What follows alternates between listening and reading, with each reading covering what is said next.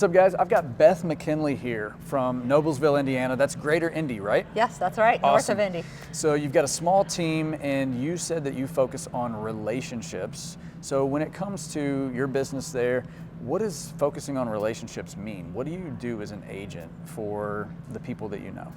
So for the people I know, I try to take them out to coffee or lunch. We get to know a little bit more about them and what they really are looking for. So I always say you're not just buying a shirt, right? So this is the place you're going to live. This is where you're going to raise your kids. Or if it's empty nest, what does that look like? Are you into golf? Do you know? So it depends on all those things. But I really try to get to know the person and form this bond with them because they kind of become family. Sure. And then that, even if they don't work with us later, at least I've made that connection, and they may refer me to someone else. But that's how I really start to. So where does the relationship start when somebody says, "Okay, Beth, you guys are the best. I want to send my nephew to you to buy his first condo," or "My niece needs to move into her first house because she's about to get married." Like, how do you typically get those referrals in, and what's the best way for people to refer an agent? So I'd say word of mouth really is the best way, I think, because you've had a good experience with me. And then, like I said, I try to get to know them. Each transaction, each individual is so unique.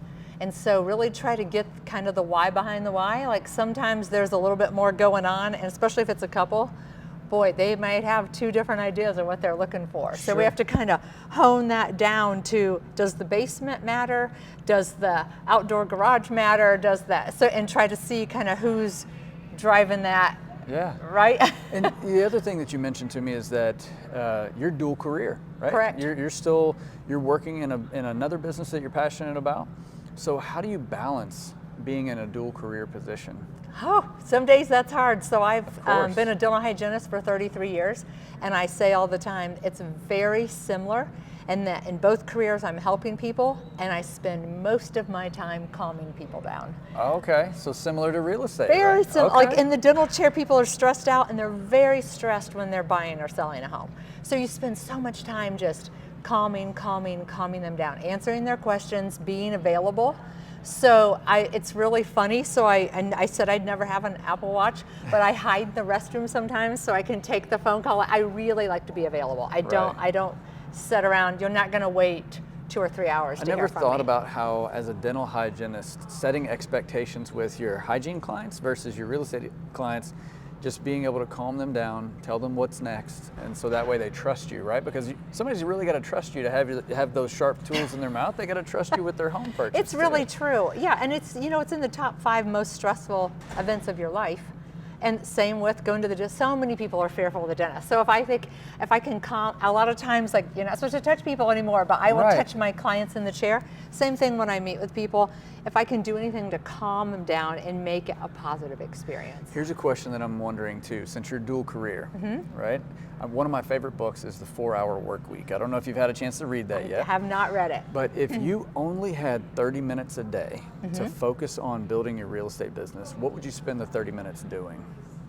If I had 30 minutes, I would say, it really would be calming my own self down. Okay. And being focused on my schedule. I can get a little scattered, obviously, with doing the two things. So if I can take that time for myself and have a game plan, I'm going to better serve my clients. So you would spend your 30 minutes kind of zooming out, focusing on what needs to get done. Yes. And how to compartmentalize things. Yes, I have to prioritize. If not, I can get scattered all over. So I have to really make everything count. Gotcha. Here's a question too for somebody who's a relationship builder like yourself.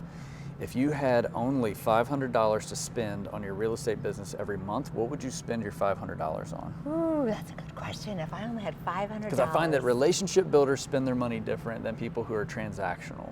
Right? So I would probably spend that on going out with my clients, which is what I do. I mean, you can Zoom, you can talk on the phone.